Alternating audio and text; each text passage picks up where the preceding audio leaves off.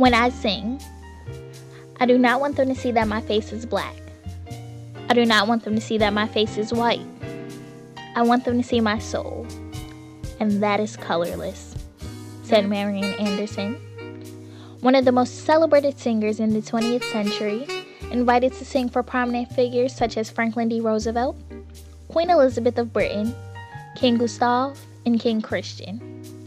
She was born in Philadelphia, Pennsylvania on February 27, 1897, the oldest of 3 siblings and the daughter of John and Anna Anderson. At the age of 6, as a member of the Union Baptist Church, she was named Baby Contralto. Her family and church supported her dedication to music entirely. In her early adulthood, her church fundraised about $500 to have her sent to music school to train with famed music trainer Giuseppe Boghetti. After 2 years of musical study, opportunity had risen. In 1928, she sang at Carnegie Hall. Following, she embarked on a tour through Europe thanks to Julius Rosenwald's scholarship. In 1939, her manager arranged her an opportunity to perform at Constitution Hall in Washington, D.C. However, the owners, the daughter of the American Revolution Society, denied her, saying that only white singers could perform in that hall. Enraged and offended by this, Lady Eleanor Roosevelt reneged her membership to the society and invited Miss Anderson to perform on the Lincoln Memorial steps the upcoming Easter Sunday. She performed for a crowd of over 75,000 people and was heard on live radio. Will ever honor Miss Marion Anderson.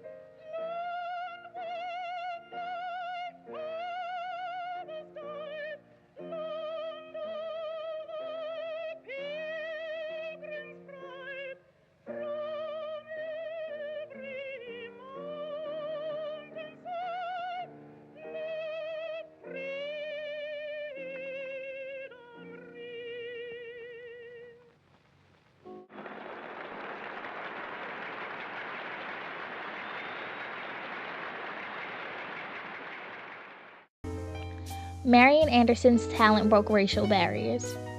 In 1941, she founded the Marion Anderson Foundation. In 1955, the singer became the first African American to perform as a member of the New York Metropolitan Opera. She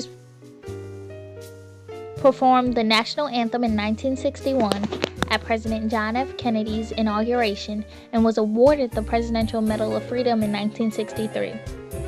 She retired from performing in 1965 and was awarded a Grammy for Lifetime Achievement in 1991. Marion Anderson spent her last years in Portland, Oregon living with her nephew until her passing in 1993.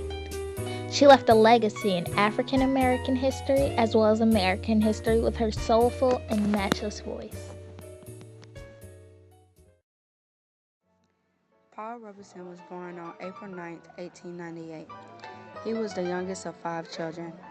His father was William Drew Robeson, who was a runaway slave whom also graduated from Lincoln University, and his mother was Anna Louisa, who came from an abolitionist Quaker family. Robeson was known for being a famous athlete, singer, and actor. In 1915, he won a 4-year academic scholarship to Rutgers University. Despite the violence and racism from his fellow teammates, he won 15 varsity letters in baseball, basketball, and track and field as well.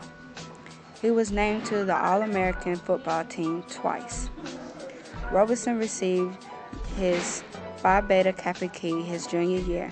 He also belonged to the Cap and Skull Honor Society, and he graduated at the top of his class as valedictorian.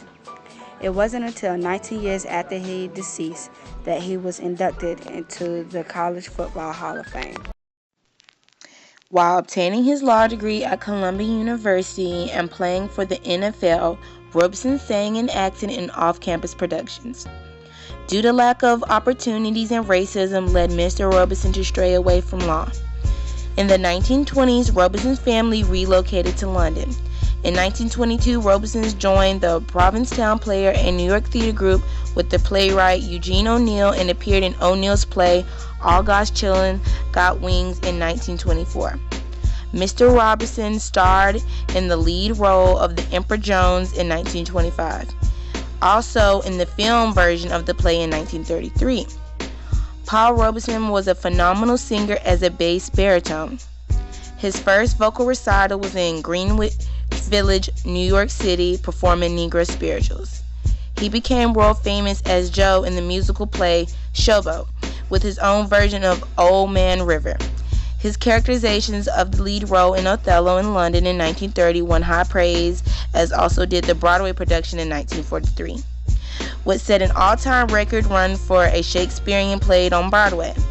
On January 23, 1976, Paul Robeson died from complications of a stroke. Robeson died in Philadelphia at the age of 77, and his body was laid to rest in Harlem, New York.